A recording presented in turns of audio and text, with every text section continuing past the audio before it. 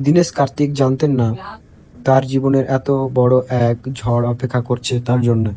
তার নিজের স্ত্রী নিকিতা, যাকে তিনি নিজের শৈশবের বন্ধু মনে করে বিয়ে করেছিলেন 2012 সালে। হঠাৎ কার্তিক জানতে পারেন নিকিতা গর্ভবতী, কিন্তু সন্তানটি কার্তিকের নয়, অন্য কারো। আর সেই অন্য কেউ ছিল কার্তিকের কাছের বন্ধু মুরলী বিজয়। সব সময় কুল থাকা কার্তিকের পায়ের নিচের মাটি যেন সরে গেল।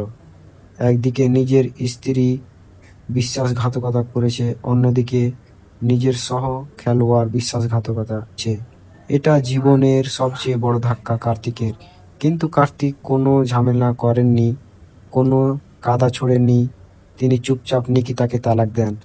আর সেই বছরেই 2012তেই নিকিতা ও মুরলী বিজয় বিয়ে করে নেন।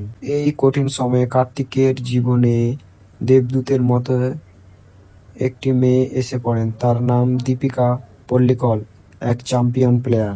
দীপিকা কার্তিককে মানসিকভাবে ভরসা দেন ও ডিপ্রেশন থেকে বের করে আনেন, আবার ক্যারিয়ারে ফোকাস করতে উৎসাহিত করেন। কার্তিক আবার নেটে প্র্যাকটিস করে ও ধীরে ধীরে নিজের পুরনো ফর্ম ফিরে পান। 3 বছরের বন্ধুত্বের পর 2015 সালে দুজন আবার বিয়ে করেন।